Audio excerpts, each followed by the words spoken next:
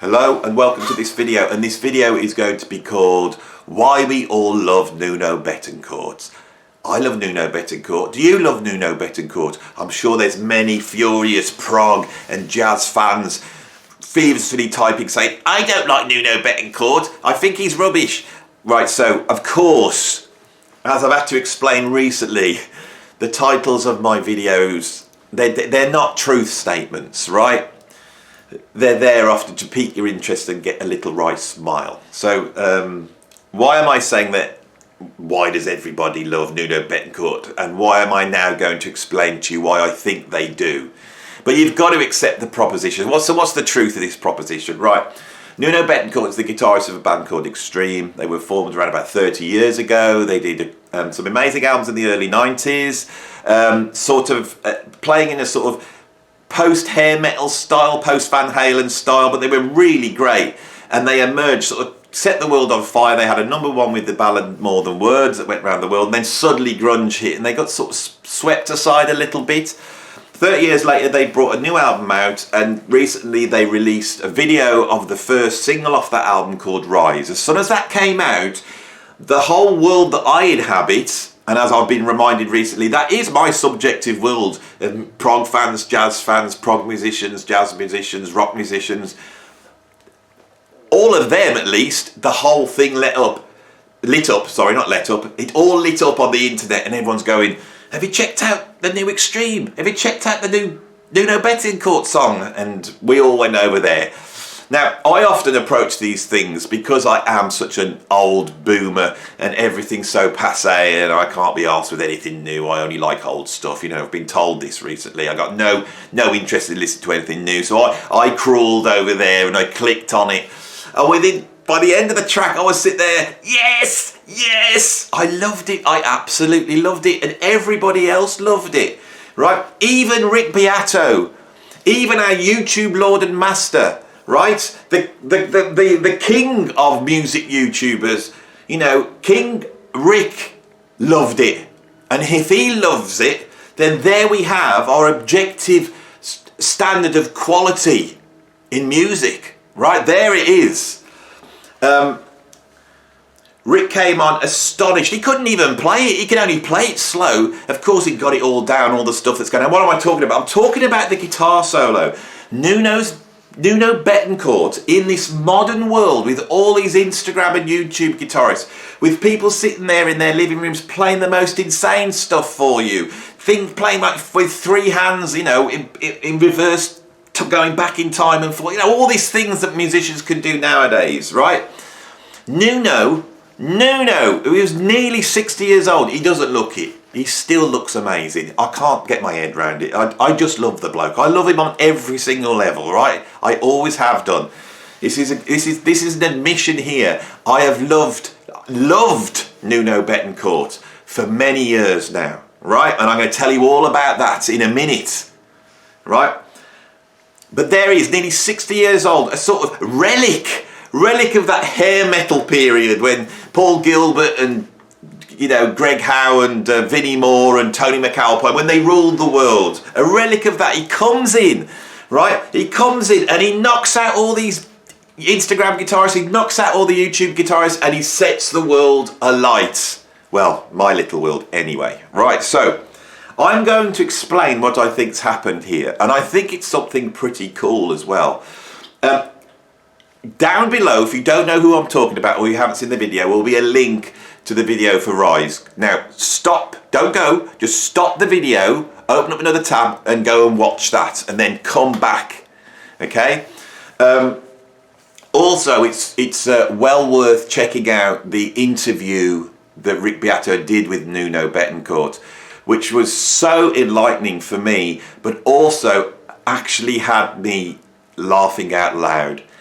So, Nuno Bettencourt, I think, is that rare breed that we may not have around us anymore. And they're called rock stars. They're called guitar heroes, right?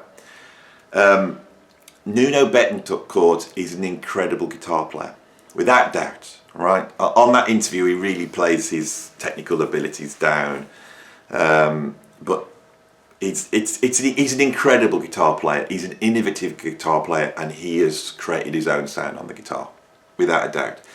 He also happens to be, even now, a very handsome man, a beautiful man, that just exudes charisma. And on top of that, when you hear him talk, he commands the space. Watch that Rick Beato interview, and all the way through it, he's swearing his head off, effing here, effing there, and telling the funniest stories. Not just to Rick, but to the whole world. It's an incredible thing to see, right? This guy is a rock star, okay? And I think we're starved of that, right? We started calling people like Arctic Monkeys and Radiohead rock stars. They're not rock stars. They're bloody brilliant. They're brilliant, but they're not a rock star. Dave Lee Roth is a rock star. Robert Plant is a rock star. Jimmy Page is a guitar hero. Brian May is a guitar hero. Jimi Hendrix is a rock star and a guitar hero. Okay? This is the thing. This is what the world is starved of. What are they starved of? Is that sublime mixture, the visceral energy, right?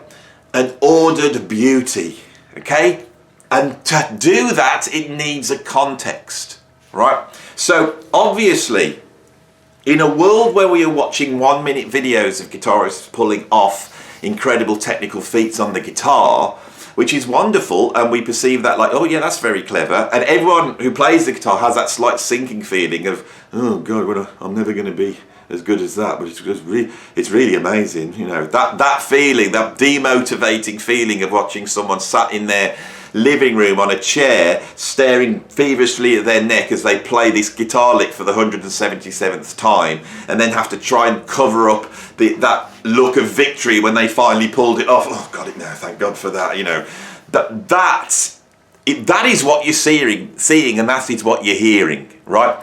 What you're seeing is the tyranny of order, right? What you're seeing is the perfectionism at the expense of everything else. We are seeing technical skill in a heroic way, right? That's the most important thing.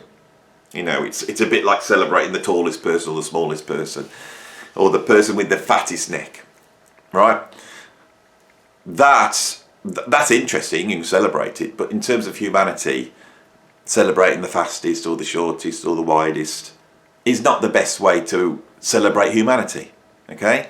Nuno Betancourt has got complete technical control of his guitar, but he has not emerged out of the sort of technical guitar school. This is a guy that has grown up in the arms of rock and roll, right? His heroes are Jimmy Page, his heroes are Brian May, and most of all his hero is Eddie Van Halen, right? And what Eddie Van Halen did in the 1970s when the first Van Halen album came out was basically rewrite the book of rock. And it wasn't just Eruption, right? It wasn't just that. Van Halen came out with a singer that was an entertainer, a singer that was really cut from the mould of somebody like Al Jolson. If you listen to Al Jolson sing, he was one of the first superstar pop performers of the 20th century, which people don't want to mention nowadays because he performed in blackface, but the guy that was in the Jazz Singer in 1928. If you listen to his vocal style, you could hear that in Dave Lee Roth. And Van Halen, for all being in the shadow of Led Zeppelin and Black Sabbath and all those bands, they didn't sound like that. They pointed back to an era of pure entertainment, of American music, of vaudeville, of big band jazz, right? And it's in the music, anyone, and Nuno points this out in the interview with Rick, the first track that I heard by Van Halen was the first track that Rick Beato heard, and it was Ice Cream Man. I actually thought it was Blue Oyster Cult, so then I went and bought some Blue Oyster Cult albums, and I didn't get into Blue Oyster Cult because I was expecting Van Halen. And Ice Cream Man starts right in this sort of deep Delta blues, with that mumbling vocal and the sort of finger-picked acoustic guitar, and then it kicks in, and we're in a swing. It swings it swings like big band jazz, right down to that doo-wop breakdown. Halfway through, it's absolutely incredible. Van Halen rewrote the book for rock music. This isn't Radiohead. This isn't Joy Division. You know, it's not super cool people, you know, with their top buttons, you know, feeling intellectual and reading, you know, Foucault and feeling like they're on the edge. This is pure rock and roll. And it's going to blow you away. It's going to take you out of your horrible little world for 2 hours and entertain you. It's going to take you on a journey. It's going to take you on a journey upwards to where the light is, but it can also take you on a journey down to where the dark is. And people my age and Nuno's age, we grew up in an era where you basically worship these bands. They were like gods on pedestals. You know, you awaited the new album to come out by these bands, and when you got that album, you went through every single track and you looked at the back of the album and you looked for any little bits of information. If there was a photograph of the band, you studied that band because you couldn't touch them, you couldn't reach them, right? And then you waited, and eventually they came to your hometown or near your hometown, and you would buy your tickets and you would queue up and you would stand there and the lights would go down, and suddenly it was like, you know, being visited by gods. The smoke, you know, the lights, like opening the gates to Mount Olympus, and down would walk these people who were on our side. Like, they were with us, right? We're all in it together. These are all the points that Nuno makes in his discussion, and I loved it. And I'm sorry to trot back again, but I was so fired up, I thought, I've got to come in here and say this. So I think what happened with that Rise tune is the tune itself rocks, right? They haven't pulled any punches. There's no kowtowing to modern commerciality. They haven't tried to update it with a touch of Coldplay here or a touch of, you know, Harry Styles here. They haven't done that. It's an out and out rock track. Actually, in the old days when Extreme came out, they took this sort of hair metal sound, they added brass to it, and they were really exploring beyond that sort of, you know, poodle hair metal thing. They went way beyond it. They had funk influences, soul influences, all sorts of different things.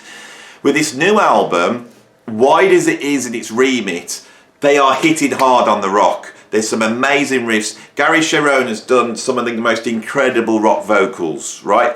Everything is a vehicle for the rock, okay? The tracks are designed to pick you up by the scruff of the neck and then take you upwards, and everybody's waiting for the guitar solo. Now, there's a few tracks come out, and Nuno's doing different things on each track, but that first track, Rise, what you're hearing is an incredible guitar solo that is at the service of the visceral energy of the track and the ordered meaning of the track. It pulls those two things together, right? And it takes the rock, it takes the visceralness of rock. If you listen to that guitar solo, it opens up really dirty and blues, but it sort of elevates you up into this heavenly sphere. And at the top, when he's pulling off something on the guitar that was just, you know, befuddling everybody, you can hear these angelic voices that are spinning through these realms of harmony that you don't associate with the visceral, almost like a heavenly choir, you know, passing through these huge expanded harmonic landscapes. It's an incredible thing, right? And as soon as they've done that, you're back to the rock. It took us on the journey. It told a story. It reminded everybody of the power of rock music, right? And in this world where this want for order and perfectionism that we see in these Instagram guitar videos, but we also see in modern pop music where no one's allowed to sing not smack in tune or not smack in time, where every drum beat is like bang, the hardest and the shortest, and every decay has been sculpted so that it fits on the grid exactly, that every sound is absolutely pure. There's no room sound, there's no dirt, there's no noise, there's no distortion, right? There is no feathers ruffled. There is no subject matter which is truly against society. People will virtual signal on modern pop songs. They will try and make themselves out to be in the morally right position. It's not a true rock and roll challenge to what's out there. That's what we've got. An extreme, right, which are basically A throwback to another time have played this absolutely correctly. They must be sat there wondering what the hell has happened. You know, they're expecting as a legacy band to bring the next album out and it would sell enough to their, you know, consolidated fan base, which would enable them to get back out on tour and keep that thing going. They were expecting millions and millions of views. They were expecting all that interest. This is an interesting thing, right? As we are in this realm of perfection and the dial's shot all the way over, right? And now the thing about our current realm, which I call the postmodernists, I basically think what's happening culturally, and I'll try and get across on this channel, is the era of postmodernism that emerged in the 60s, around about 1962, is breaking down now. It's breaking down. And the ideas that were very exciting and interesting that were out there in the 60s, those sort of inclusive ideas of searching and seeing the value of the identity of people, of actually busting out of the identity group they're in, but basically championing the rights of certain identities that hadn't had a voice before, and actually being able to salvage the utility and worth that these alternative voices have and channel that back into arts and channel that back into culture. This was an incredible thing. But I think what's happened over the last 60 years is this has atrophied and it's become now a dogma. And I think the arts basically just promulgate that dogma. They just throw that out all the time. And part of it is to appear to be transgressive, to shout the orthodoxy, but to make out that the orthodoxy is transgressive, that we're championing the rights of this group, we're championing the rights of that, we're going to rewrite history, we're going to do all the wrongs, rewrite all the wrongs that have happened. You know, we're against capitalism, we're against all this big business, says capitalism and big business, right? You know, we support the rights of all these people, say the government that aren't supporting the rights of all these people, right? This is a situation we're in now, right? Truly transgressive stuff at the moment would get slammed, right? We are moving to a thought towards an authoritarian state, I believe, okay? And then Extreme come out and they rock, right? And then I go and watch Nuno on Rick Beato and he's swearing his head off and he's saying all this sort of stuff, which is still truly transgressive. Rock and roll is still truly transgressive. You only have to go back and pull out some of those old blues tunes and listen to what those people were singing about. You know, the spiritual, you know, I was listening to Blind Willie Johnson yesterday. The spiritual, the uplifting, but then you can go and check out Jelly Roll Morton where he's going through those sort of murder ballads. All that stuff was within rock and roll. And the powers that be that looked down upon it and thought it was an awful thing were usurped in the early 60s, and those voices were heard and it created some incredible stuff. You know, I think that feeling, that visceral feeling, as Jack Black says in School of Rock, to stick it to the man, we just got a little bit of a feel of that. And when I was watching Nuno strutting around the stage with all his moves and all his cool guitar licks and all the screaming and the shouting, I had that little feeling back when I was 12 years old, I heard Motorhead for the first time. Now, it could be just an old bloke reminiscing. It could be just a bunch of old blokes pushing the buttons of a bunch of other old blokes and everyone going, oh God, you remember the good old days when we always used to rock. You know, it could be that as well. I don't know. My videos here, I basically come in here and switch the camera on and I talk. Right? I talk to find out these things myself. But there's definitely a phenomenon there, okay? There's definitely a phenomenon. There's definitely something that happened with those tracks. And it is lovely to see Extreme back. And it's lovely to see Nuno Bettencourt. Now, I'm going to finish a few more minutes. Way back in the late 80s, I was a huge Steve Vai fan. Steve Vai was the guitar god. I picked up a copy of Guitarist magazine. This would have probably been about, I think, 91. And in there was an article said the new heir to the throne. And I looked at this picture of Nuno Bettencourt and I went, oh my God, who the hell's this? So I went out and bought the Extreme album. what he was doing on the guitar was completely unlike for me Steve Vai or Paul Gilbert or Vinnie Moore or Yngwie Malmsteen. It was a completely different thing, because he was doing that stuff, but he was doing that in a song context, in a band. It was like going back to like Led Zeppelin or Queen or Rush, you know. It was a great guitarist in a great band. I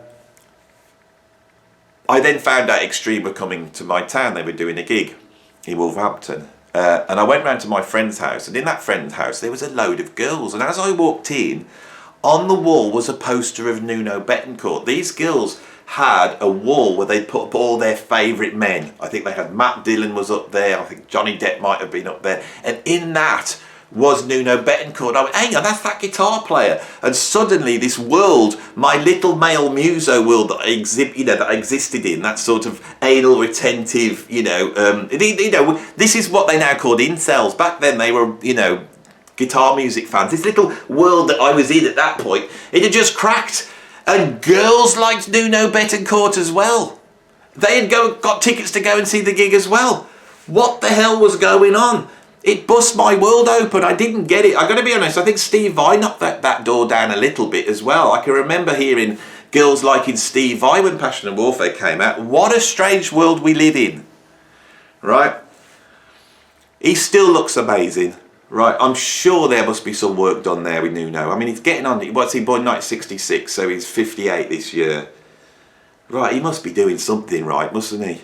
Anyway, that was my fanboy love letter to the incredible Nuno Bettencourt, right? Nuno, if you are such a narcissist that you go on YouTube searching out videos and you've searched so far, you've gone right down to the bottom of the pile and got to this video, Nuno, I love you. Come on my channel for a chat. You went to Rick Beato, that's all great and good, you're right, but come and see me, come on here. Right, or at least put a message. If I got a message from Nuno Bettencourt, I'm going back to my late teen self now. If I got a message from Nuno Bettencourt, it would be a fantastic thing, Anyway, I'm a rock fanboy. I'm a very intellectual jazz and progressive rock fan who studied music history in the cultural context. I am that, I'm very serious. Don't try taking me on these things, because I know what I'm talking about. I'm knowledgeable. I'm knowledgeable. That should be my motto. Andy is knowledgeable. It's been said by other people. I'm knowledgeable. But I'm also that slathering rock and roll fan that loves to see a band out on stage rocking. That's me as well, right? And deep down, I'm more that than anything else. Anyway, I'm done. That is my video. If you liked this, please like it. If you want to subscribe, you will see more. And if you ring the notification bell, then it will let you know about all the other videos I'm doing.